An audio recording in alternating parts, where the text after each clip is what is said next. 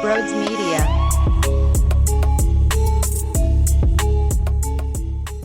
What is going on, everybody? Welcome on in to Sports Talk with Broads. No parade after this series win.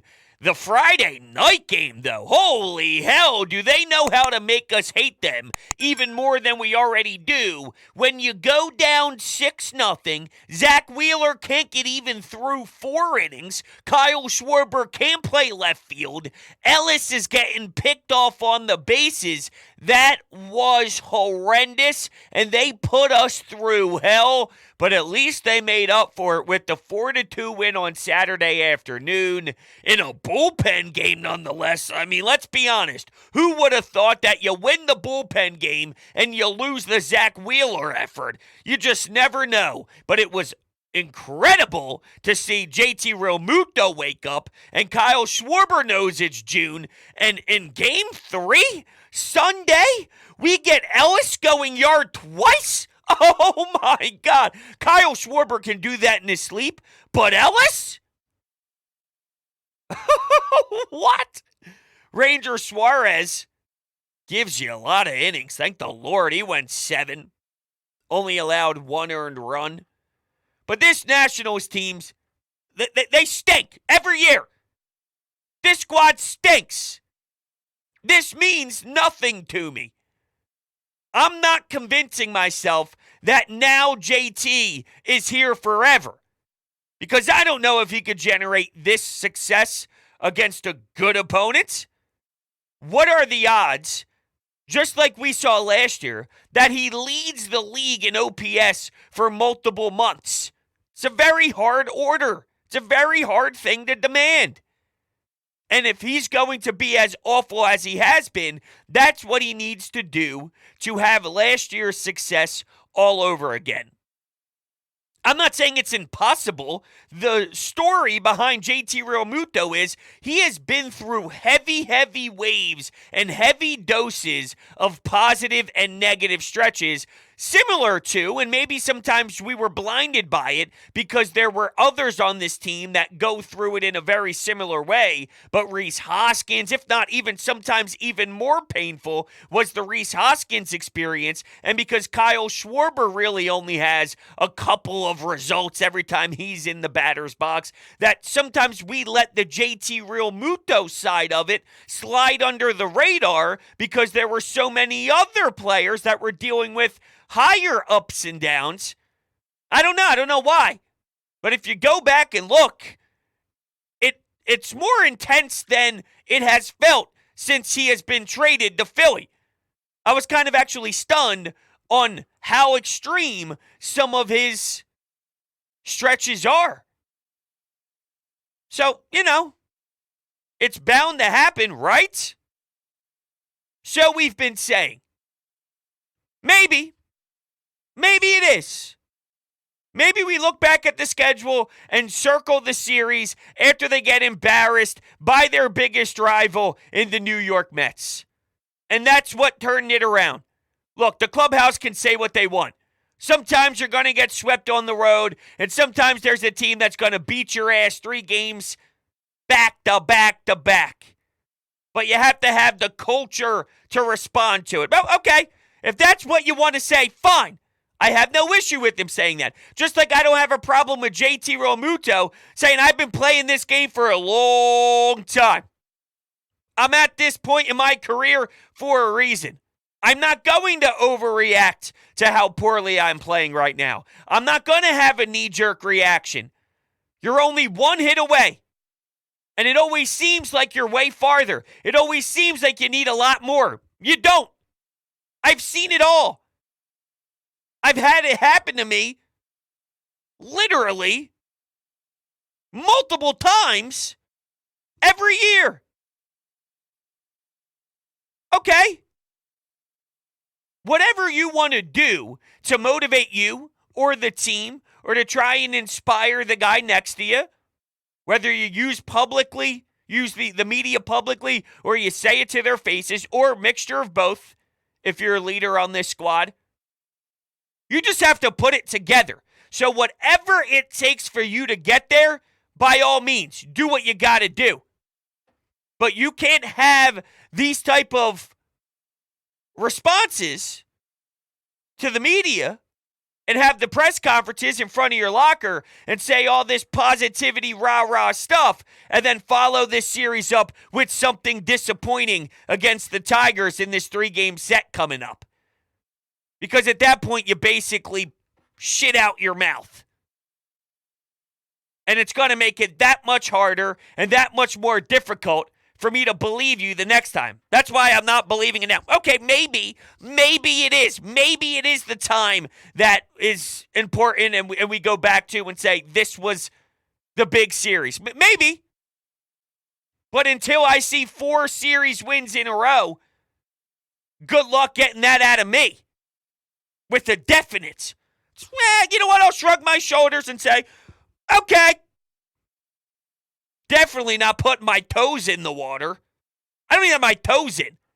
If we're using the reference 1 foot in, 1 foot out, and having both feet in and we're ball back, what's it going to take to say the Phils are back? And not just sarcastically after a win against a bad team, but I'm saying seriously. I don't even have my toes feeling the water as the wave crashes onto the sand. No. No matter what Rob Thompson tries to tell you, they're not good, okay? Well, the Nats are a better team too. No, they're not. That's why you were just able to beat them. That's why you won the series. They stink. They're a bad, bad baseball team. I do love Kyle Schwarber taking that leadoff spot back, though.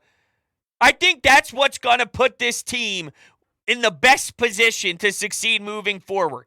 I don't care about what Trey Turner once did. I don't care where you want him to bat. I don't care about what you think Kyle Schwarber does on the bases and he clogs everything up. No, he doesn't. No, he doesn't. You know what he does in June? And when he gets more at-bats, he hits more home runs. Yes. If there's one thing on this team that I actually do have the most confidence in, it's Kyle Schwarber.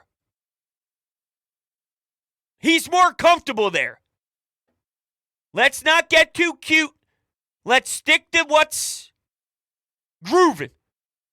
And that's Kyle Schwarber up top. Keep Trey at 6, 5, whatever you want to do. I don't even care if he goes to 2, even though I love Nick Castellanos at the top too, considering right now he is on fire. This guy gets 2 bombs in the same game to open up this series. Unfortunately, we kind of already forgot about it because they lost that baseball game. But Nick Castellanos is killing it. He had 5 RBI in game 1. In game 3, he had 3 hits.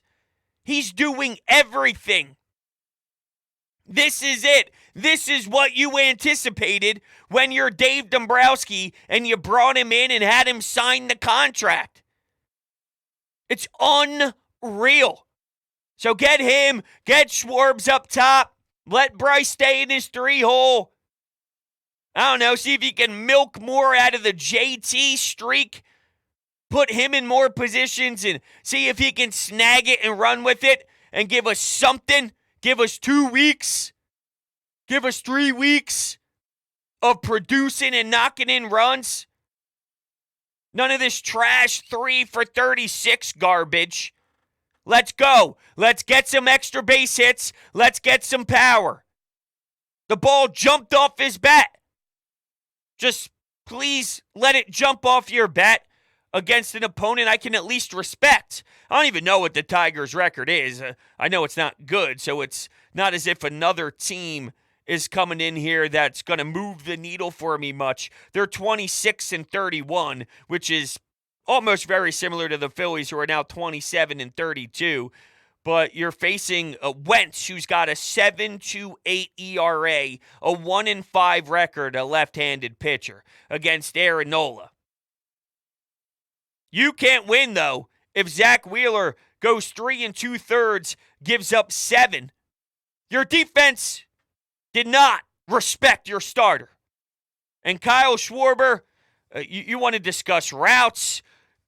This is what happens, though, when your DH spot is solidified by Bryce Harper. We got to get him back to first base. And truly, that will change the whole dynamic of your baseball team. Now, we might be so far behind because of how much they're digging themselves into a hole, but ultimately, when Bryce gets back to the field and then you can start getting versatile with guys getting rest, it changes the entire thing out in the outfield. This was not the plan that Dave Dombrowski had in his mind when he took over and decided to buy some bats and take a chance knowing that the defense would fail. But even with knowing that, you could still improve from where you are right now if Bryce Harper could be an everyday on-the-field guy.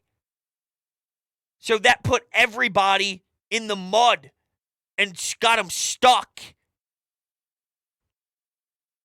Maybe Wheeler throws significantly less pitches and gets out of an inning, and it could change the whole complexion of the game.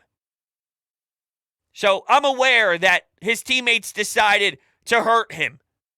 At the same time, that happens all the time.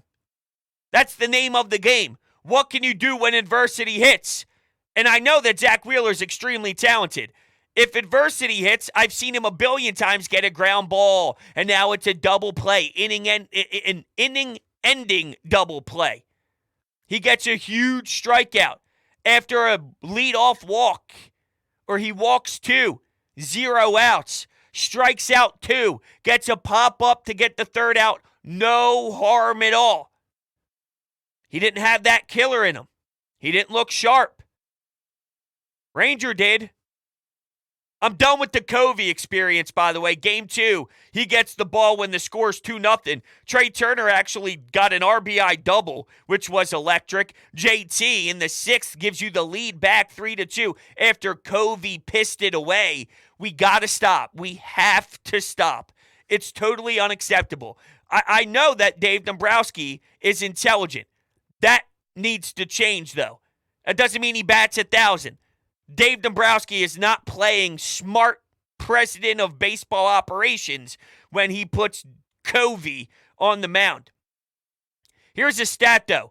Speaking of Kyle Schwarber's June that we're about to get ready to buckle up and witness, including today's 2 home runs, Kyle Schwarber has a .712 slugging percentage, a .1080 OPS, and 30 home runs in his last 58 games in June, dating back to 2021. That's an 84 home run pace over 162 games. So I don't know why, as soon as the calendar flips, this is what he becomes and it's special. But whatever. It is what it is. It just takes him a bit until he gets going, until he gets the most comfortable. The weather starts to form into baseball season, and then maybe it's just about how many at-bats he gets until he feels dialed in and he gets comfortable. But man, once it turns to June, he is one of the most exciting players in all of baseball, and that's something that can hold my hat on. I don't know if JT can lead the league in OPS for a huge amount of time again.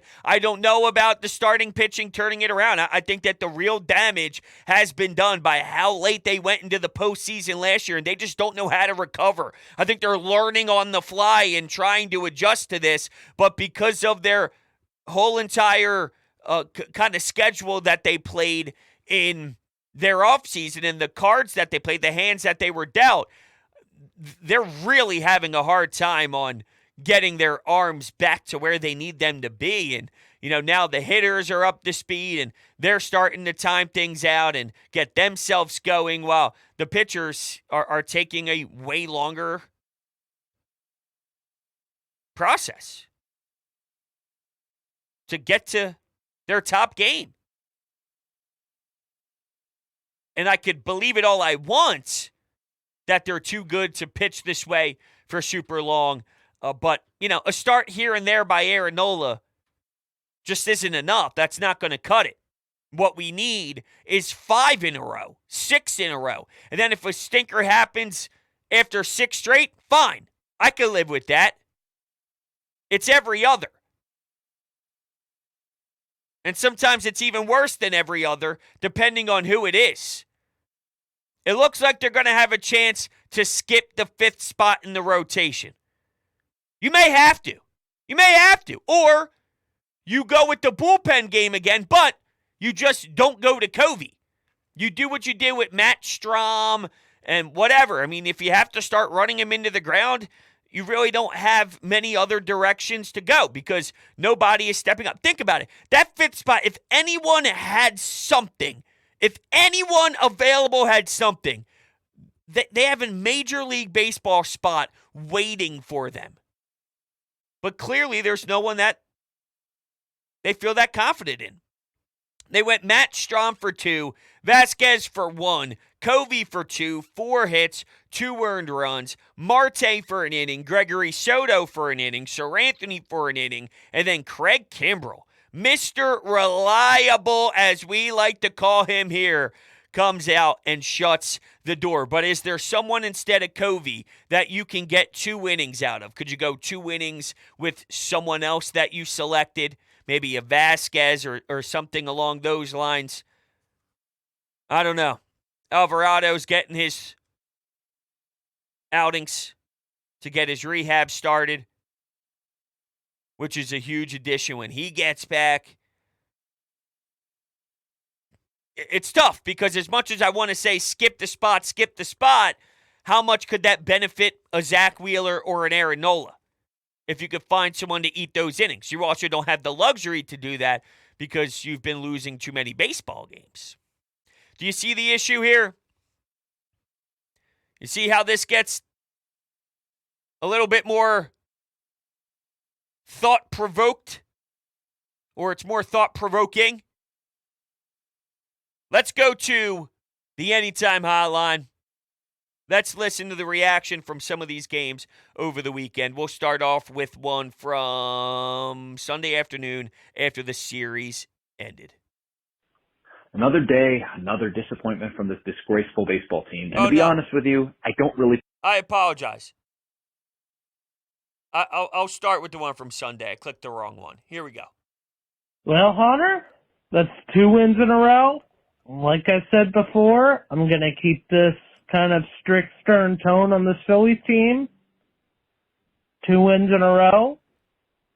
Do I think this is sustainable? Maybe.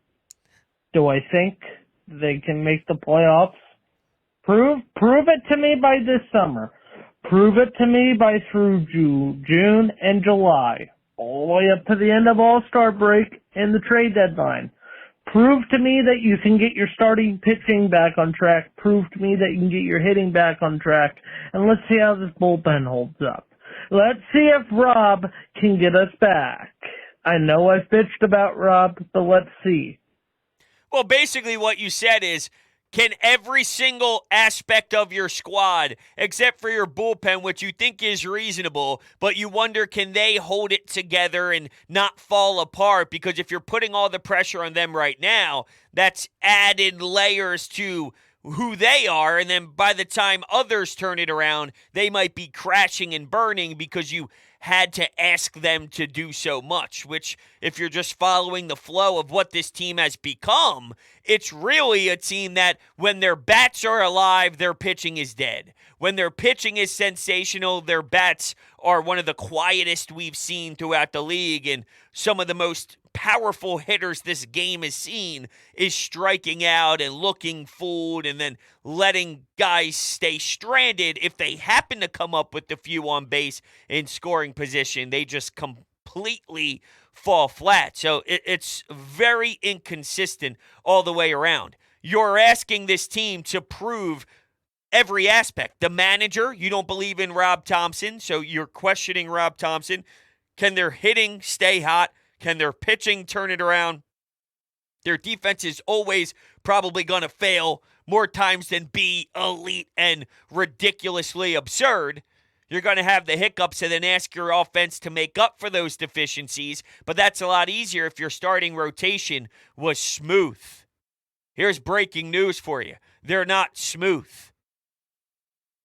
Rob has had some interesting decisions, though.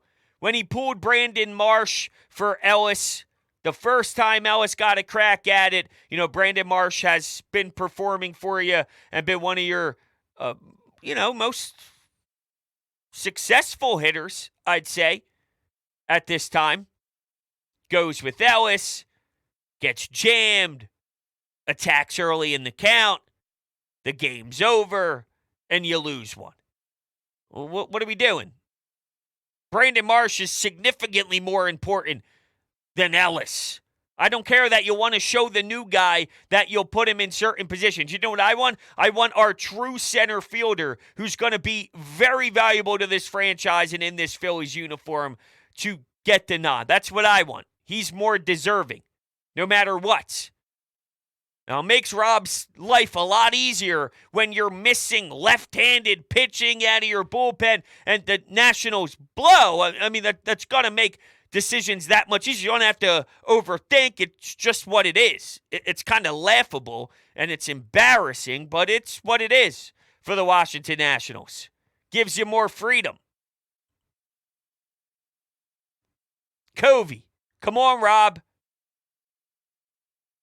And then all along, just the way that he was asked, and I didn't want to do this, but I'm going to, and sometimes I feel I read too much into what people say after games, but then other times I think there's a lot of reasons to listen and a lot of reasons to grab at what they're saying because there's meaning behind the tone. There's meaning behind the delivery.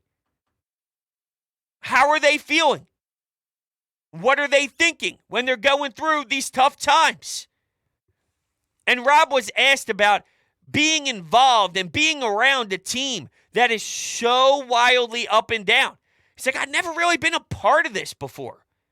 But we just have to keep grinding. And that's a Rob Thompson type of thing to say. But him mentioning how he's never really been through this before, it makes a lot of sense.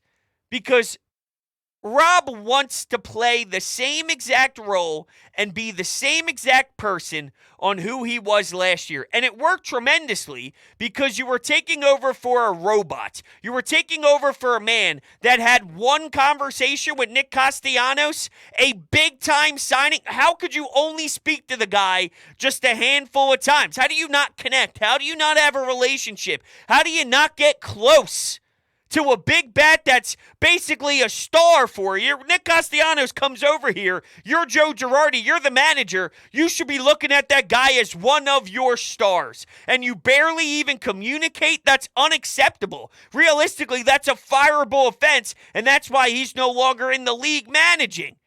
But Rob was the cool, calm, and collected cat. And it was easy to be Mr. Positivity and let them all be them because they went on a great pace of winning. And when they started to fail, Rob kept that same personality because that's Rob.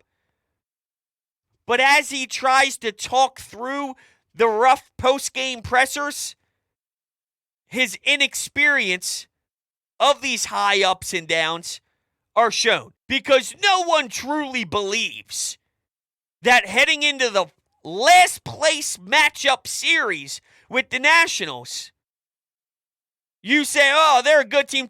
You're going to a very, very, very, very, very dark place, a very, very far place from where you need to be. He got lost. He got lost trying to be the cool, calm, and collected Rob. Because no one in their right mind with this payroll, after winning the National League, being in the World Series, will look at who the Nationals are and then believe that you underachieving and being one game away from last place in the NL East is a position to start praising the Washington Nationals, who can't play the game. So Rob's trying to figure this out on the fly. To be fair, if I asked how many people have experienced the wild inconsistencies of the Phillies, it's so mind-blowing and so bizarre. You know, how much has this happened to fan bases? How much has this happened to teams? Now, it may to some degree, but to this degree, dude, I swear to God we're the only fan base that has to go through this version of hell. Anyway, we'll go back to the phones, and this one will be after game one. So this is after the 8-7 loss on Friday night. Another day, another disappointment from this disgraceful baseball team. And to be honest with you, I don't really put a lot of stock into that comeback down 7-1 because obviously they didn't finish the job. And if you watch, it was literally Castellanos and the Nationals making errors because they are not a good baseball team. And that is not sustainable for anything. We cannot have Kyle Schwarber in the field anymore. They have to do something about that. I don't care what it is. They have to and they should be giving him some rest. Connor Brogdon should be getting some rest. JT is bordering on washed and he needs some rest. But should we really be saying that these players who are getting paid millions and millions and millions of dollars, way more than the Washington Nationals payroll, should be getting rest? I mean, that's just a disgrace, and that shows how bad this team is. Fitting that they're last place in the NL East. Disgusting. Disgusting. It was disgusting. Now, if you remember, JT couldn't play in Toronto last year, and that's what helped spark him. I don't know. I mean, he's had a couple home runs in a row, and seriously, there is some life coming off of his bat there with the baseball. So, I don't know if right now is the greatest time to bring that up. Obviously, that call was left before we saw a couple of his powerful moments there. But ultimately, yeah, with JT, I mean, there was a time where he needed to get off of his feet, and I do know that he logs a ton of innings. So, just something to monitor just throughout. Which, Schwarber, you bring up wanting to get them rest. Well, the only way to do it seriously and to make it actually work and sustainable with the rest is get Bryce Harper back out there, and that seems to probably be on the radar after the All-Star break. So can you make a push and still create a gap and start to separate some of the wide space that's happening with the Braves and start creeping into the standings? Where are the Braves now? Every time I see them online, man, their offense is scoring 1 billion runs. They scored 8 runs against the Diamondbacks. They took 2 out of 3 in Arizona against the Diamondbacks. Now, they did fall to the Oakland A's. That stuff does happen, though, and they win a lot of good series, so it's not something to laugh at. They're 20-10 away from home. The Phillies are 13-22. They don't have that great of a home record in Truist Park, 15-14, but they're 35-24. You're 8 games back. The Marlins are actually still ahead of the Mets. And I tried telling you, the Mets are not very good. They just got swept by the Toronto Blue Jays.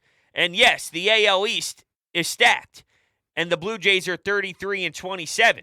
But they're not the Rays. They're not the Orioles. They're not the top of the top of the top. They do have a very competitive division, though. So maybe playing in a different division, they'd have more wins. And the worst team in the AL East is above 500. The Red Sox are above 500 in last place. But they just swept the Mets, the Toronto Blue Jays, that is. The Mets aren't very good. When the Phillies play ugly, it's absolutely horrible. And I hope it doesn't continue because I want to care about my baseball team this summer. Please, please, can we get on the same page, please? Can we win a series against the Tigers? Please, please. I beg of you, please, please, please, please, please. All right, everybody. Thank you all so much for hanging out with me today. I really appreciate it. We'll be talking very soon.